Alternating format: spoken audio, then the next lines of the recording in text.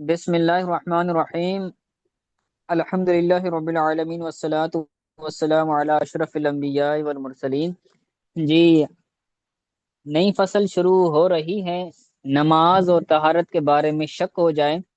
اس کے متعلق مسائل کا بیان ہے اس فصل کے اندر۔ تو کہتے ہیں فصل فی الشک فی الصلاۃ والطہارت، نماز اور طہارت میں شک کے بارے میں فصل۔ نماز اور طہارت میں شک کے بارے میں فصل کہتے ہیں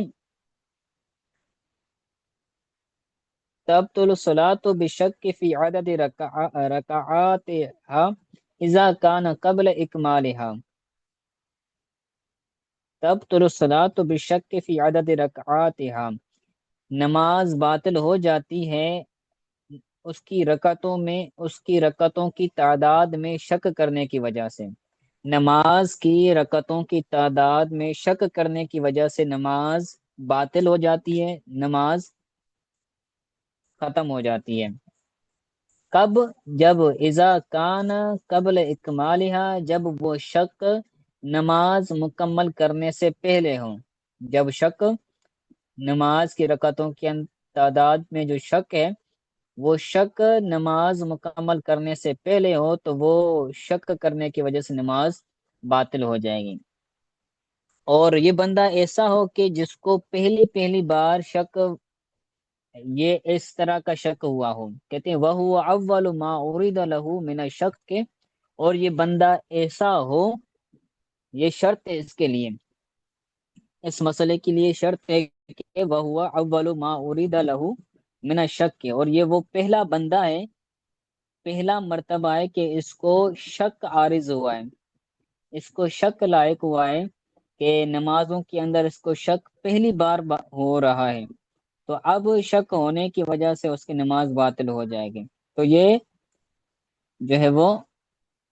شرط ہے۔ اوکان شک کو غیر اوکان شک کو غیر عادت لہو، یا پھر شک اس کی عادت نہ ہو۔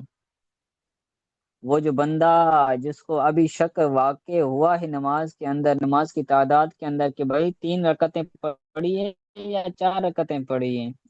2 رکعتیں پڑھی ہیں یا 3 رکعتیں پڑھی ہیں، تو نماز کی تعداد کے اندر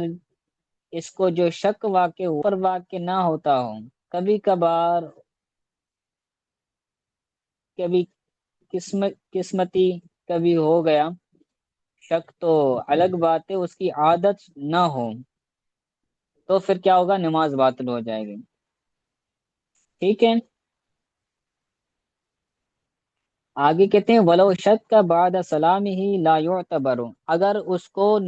سلام پھیرنے کے بعد شک ہوا، ولو شک کا بعد سلامی، سلام پھیرنے کے بعد اس کو شک ہوا تو لا یعتبر،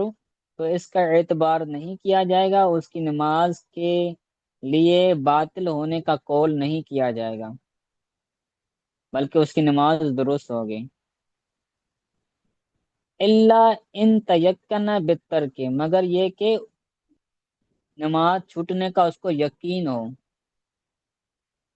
نماز چھوٹنے کا اس کو بالکل یقین ہے، تو اگرچہ سلام کے بعد ہو تو اس صورت میں اس کی نماز کیا ہو جائے گی؟ باطل ہو جائے گی۔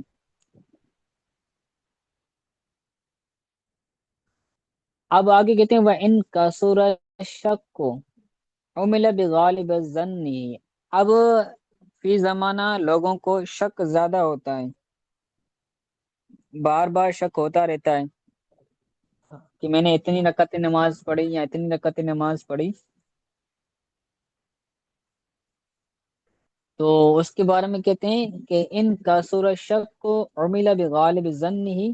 اگر شک زیادہ ہو تو ظن غالب پر عمل کیا جائے گا، ظن غالب پر عمل کیا جائے گا، کہ غور و فکر کیا جائے گا کہ اکثر زن ظن غالب کس طرف جا رہا ہے۔ اگر اس کو شک ہو رہا ہے کہ میں نے 2 رکعت نماز پڑھی ہے یا 3 رکعت نماز پڑھی ہیں، اور اس کا جو غالب ہے، ظن غالب ہے، وہ 3 رکعتوں کی طرف جا رہا ہے، تو اب 3 رکعتیں شمار کر کے پھر اس نماز کو پورا کیا جائے گا۔ ٹھیک ہے، اور اگر ظن غالب بھی نہ ہو،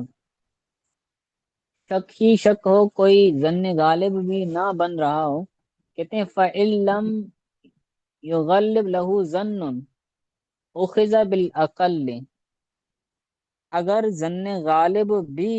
نہ ہو تو اب کم کو لیا جائے گا، اخذ بالاقل، جو کم ہوگا اس کو لیا جائے گا۔ مثلا 2 اور 3 رکعتوں کے اندر شک ہو رہا ہے، تو اب اس ظن غالب بھی نہیں ہے، تو 2 اور 3 میں سے جو کم ہے اس کو لے کر اس پر عمل کیا جائے گا، یعنی 2 رکعتیں شمار کر کے، پھر اگر وہ 4 رکعت ہماری نماز ہے تو 2 رکعتیں جو ہے وہ علیحدہ سے پڑھ کر 4 رکعتیں پورا کرے گا۔ تو جو ظن غالب بھی نہ ہو تو پھر جو کم ہوگا اس پر حکم لگا کر نماز کو پورا کیا جائے گا۔ اسی طرح